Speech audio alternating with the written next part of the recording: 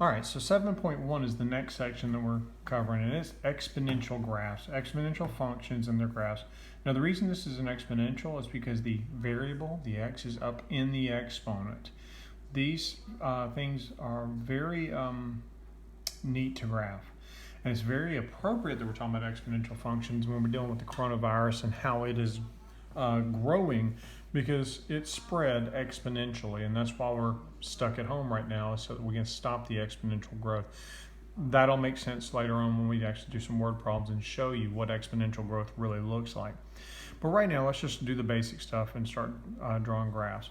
If you don't know how to sketch the graph of a function, you can always start off by taking an XY table and just picking numbers.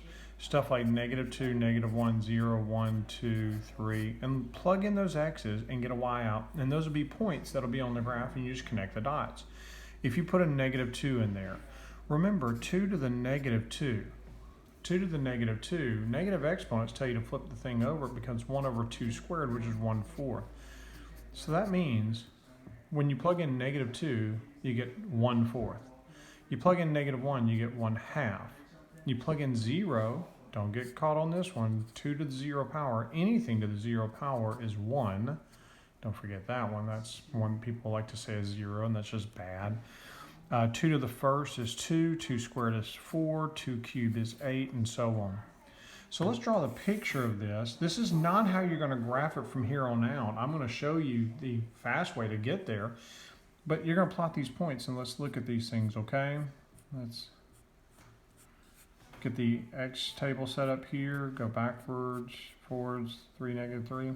Notice I don't have to put any tick marks down here on the bottom. None of my y's turned out to be negatives, so I'm not even worried about below the axis.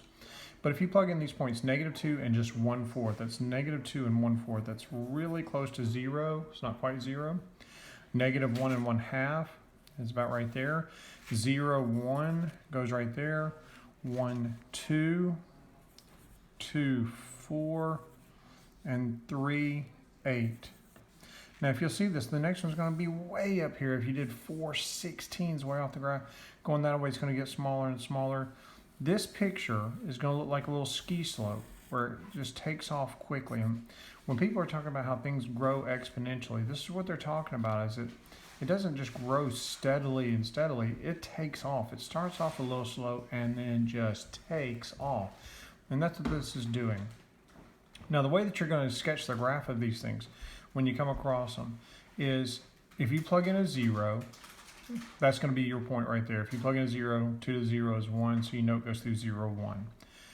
The only things that can happen to these things is if you add a number to the x, if you add a number to the function, if you multiply, or you put a negative in front of that, or if you change that 2 to a different number. If that's a 3 or a 4 or a 5, all it's going to do is just take off faster in the same direction.